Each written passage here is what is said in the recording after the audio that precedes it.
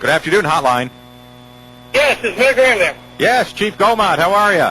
I'm fine, sir. How are you? Good, good. Well, everything's pretty much over on Bradley Street, right? Everything has been stabilized out here on Bradley Street. Everything is more or less back to normal with traffic flowing. People have been returned to their homes. And the Army and CSX are in the task of cleaning up a mess. Now, I think there's some great pictures on News Junkie which really tell the story of what happened. These were two flatbed rail cars loaded with containers from Fort Drum? Yes, sir, that's correct. Okay, and what, they just got away from, did they see them leaving or what? Yes, they did.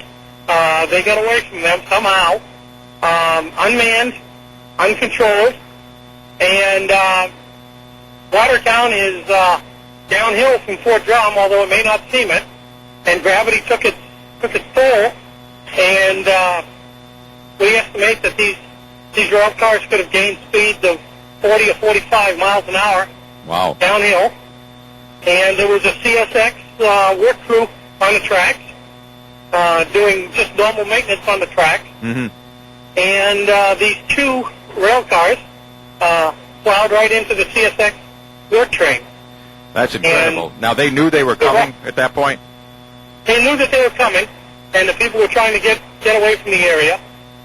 And when we first arrived, we found fire and smoke on the scene. We also quickly determined that there were hazardous materials involved, about 1,500 gallons of propane on the CSX vehicles, and the Fort Drum vehicles had flammables, oxidizers, and explosives on the vehicles. So we started to deal with that situation when we were told that perhaps as many as 10 more of these unmanned, uncontrolled vehicles may be headed in our direction. Now, at that point, myself as the incident commander made the decision that we needed to evacuate for a worst-case scenario for about a half-mile distance. well, that was a good decision. Were there indeed 10 more cars on the loose? There were some additional cars on the loose, but they had never made it off of Fort Drum. Okay, now, I guess this is physics. I mean, they have to achieve a certain speed to make it over whatever. I'm sure there's little ups and downs along that route. Apparently these other cars didn't have enough inertia to do that? I don't think they did, sir, no. Oh, okay, but once they reached a certain point... And they're freewheeling until they run out of energy. Right. Now, would they have tripped the signal lights at every road they came across?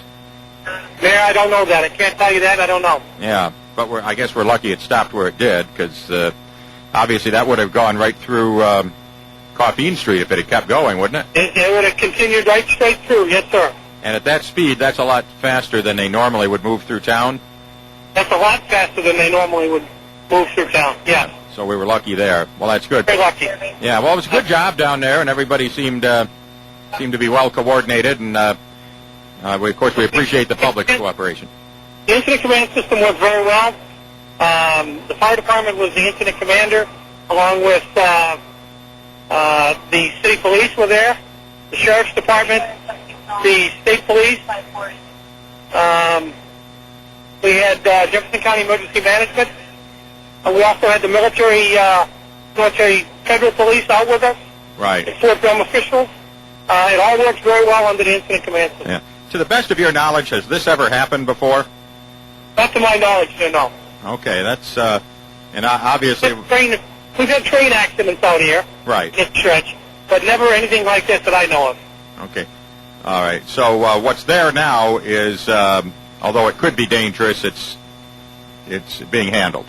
It's being handled by the military agencies, and the state police and CSX are all on scene doing accident recreation and trying to do an investigation to determine how and why and how to prevent it. And I know there were obviously witnesses to the collision because the folks at Doldo's as well as the CSX workers all saw it, didn't they? I believe the CSX workers did. Yeah. Not sure who else might have seen it. Yeah, there's a fellow that works at Doldo's who was on their loading dock out back who saw it. And I guess it was pretty shocking. I mean, obviously everybody's running to get away from it because you don't know what's happening. I bet it was very spectacular. Exactly. Okay, well, everything's back to normal, and we appreciate your efforts. And how are those Bo Sox doing? Last I know, Mr. Mayor, they were at least 7.5 games ahead. Oh. And still, the good side is still winning. Well, that's good. That's good. I heard they were in a little slump, but it looks like they're in a good spot. They're in a good spot, yes, All right. sir. Well, thank you, Chief, very much. Yes, sir. All right, you have a good day. Bye now. Bye. All right, Chief Dan Gaumont, and fortunately, since things went well, we could joke a little about the Red Sox there at the end. Of course, he is a member of Red Sox Nation. I must point that out for those of you who are Yankee fans out there. But nonetheless, good job done and some good decisions made, and better to err on the side of caution. And what an unusual situation out there to have runaway train cars, and you just don't think that's normally going to happen. Now, the other side of it is, and maybe it was a blessing that these work crews were there, because if this thing had built up speed and kept going, it would have rolled right into the city and would have been traveling. As you know, the train track goes across Bradley, down along Superior, and I think it crosses East Main Street over that overpass, and then goes across the Black River, and then, of course, you see it crossing Coffeen Street as well, and then it goes on towards Massey Street and the yard out there. Obviously, even if the signals are tripped, you don't want a situation where a train car moving that fast is in town. It could have derailed. It could have caused other problems as well. So probably a blessing that, although it didn't seem like it at the time, that all of this was put to a halt right behind Doldo's out there. And I know it rattled Patsy a little bit, but I'm sure he's glad it didn't get into the city as well either.